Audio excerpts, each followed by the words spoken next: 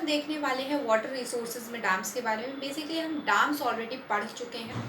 ये जो चीज़ें हैं ये बेसिकली कुछ डैम्स के नाम हैं जो किस रिवर पे हैं ये हमें देखना है। बेसिकली ये वन वर्ड आंसर्स में एग्जाम्पल्स भी 2-4 पूछ सकते हैं क्योंकि एक ही रिवर के कई सारे एग्जाम्पल्स दे रखे हैं, 2-3 तो दे ही रखे हैं। तो सबसे पहला Salal project. Salal project is in Chenab, Chenab river में है। भाकर नागल, भाकर नागल हमने सतलज ब्याज रिवर, तो ये सतलज में है। ठीक है, ये तो बहुत कॉमन है, ये तो याद ही होनी चाहिए। ठीक है, ये थ्योरी पार्ट में भी हमने पढ़ा था एग्जाम्पल में। तहरी जो रिवर सॉरी तहरी जो डैम है ये बेसिकली कहाँ पर है, ये आपका गंगा में है। ठीक है, भागीरथी गंगा बेसिकली। ये Narora is also in Ganga. ठीक है, तो give two example of dams which are present in Ganga river, तो ये आपको लिखने पड़ेंगे। गांधी सागर और कोटा बैरेज। ठीक है, तो बेसिकली ये दोनों ही आपके कहाँ पे, चंबल में, चंबल कोटा राजस्थान। ठीक है, तो यहाँ पे आप ऐसे भी समझ सकते हो कि कोटा में चंबल रिवर है बेसिकली। ठीक है, तो ये राजस्थान में मिलती है चंबल। ठीक है, उसके बाद सादर सरोवर। सादर सरोवर डैम जो है आपका आएगा, ये नर्मदा में है। फिर ये आपका Godavari.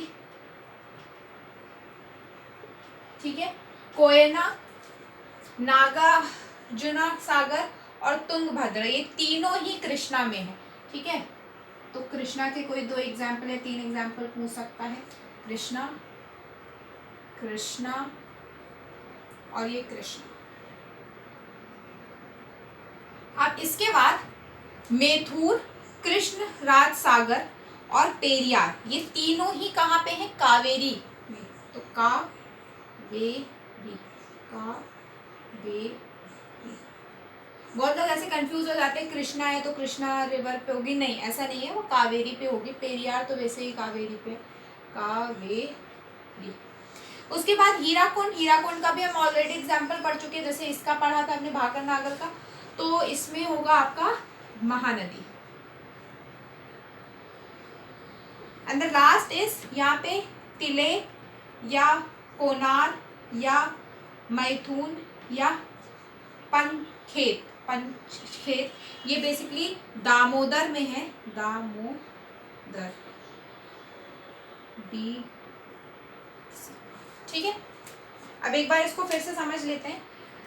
Salal project, Salal project is in Chenab, Salal project Chenab में, चेनाब का सिर्फ एक दे रखा है एग्जाम्पल। चंबल के आपके 2 एग्जाम्पल दे रखे हैं, एक तो कोटा बैरेज और दूसरा गांधी सागर।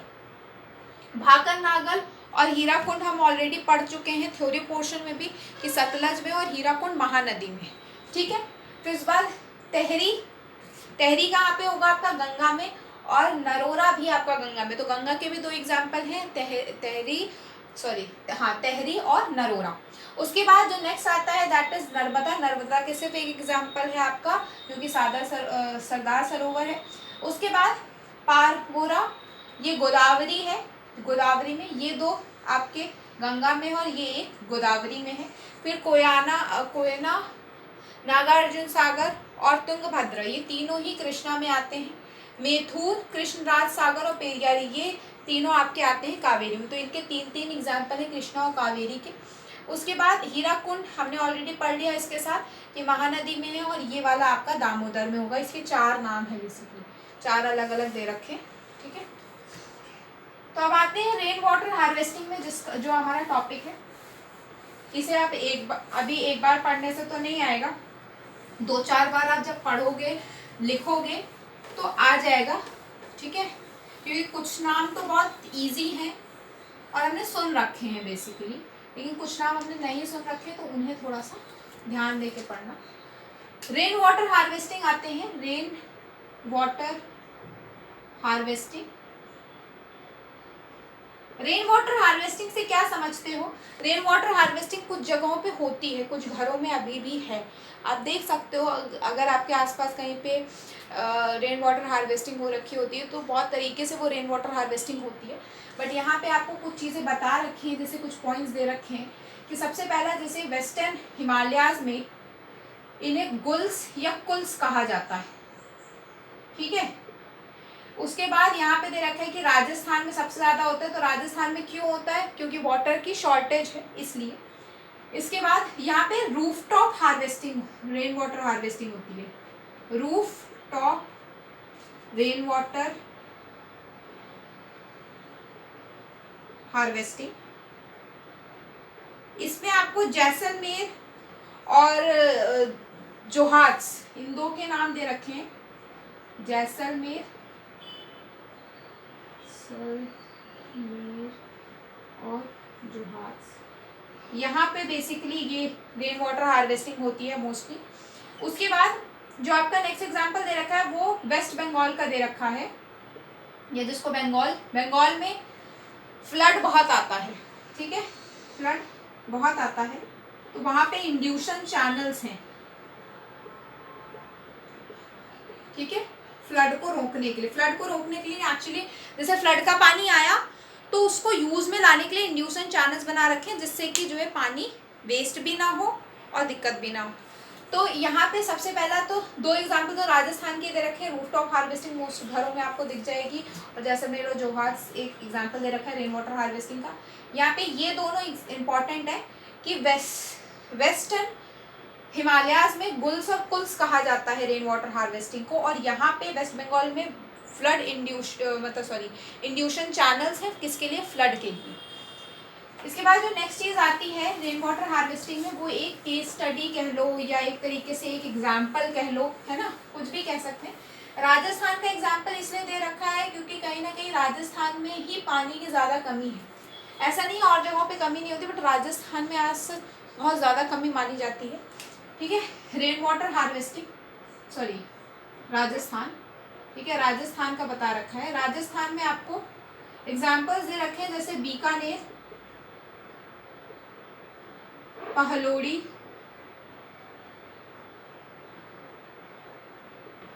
और बेमार सॉरी,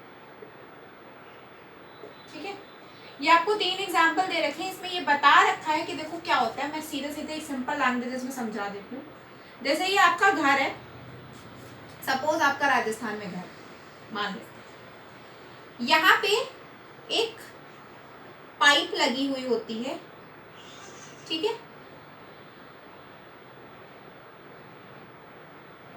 ठीक है, एक तरीके से ऐसे समझ लो, ऐसे कुछ पाइप लगी होती है, ये यहाँ से कनेक्टेड होती है अंडरग्राउंड, और ये टैंक है,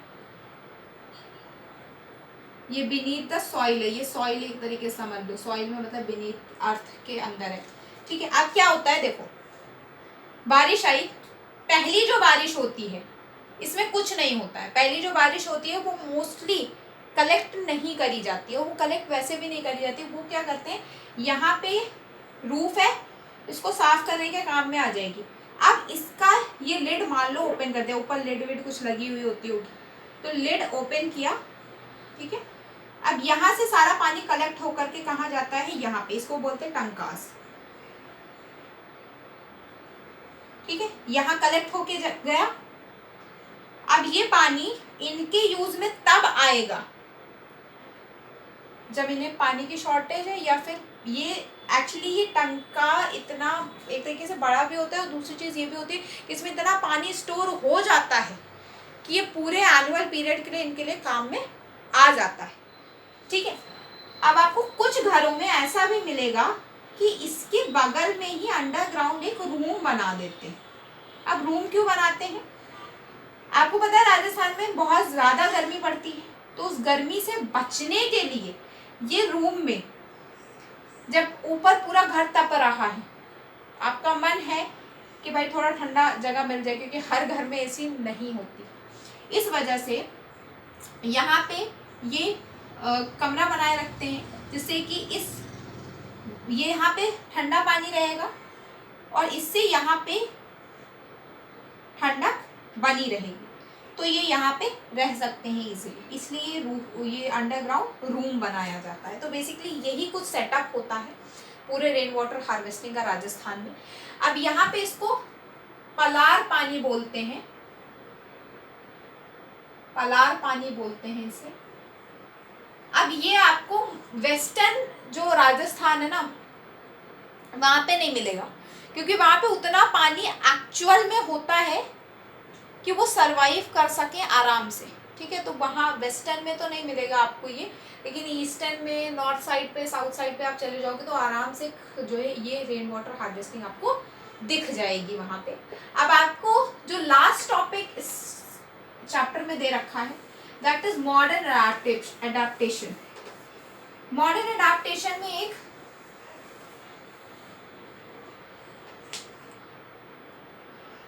जीना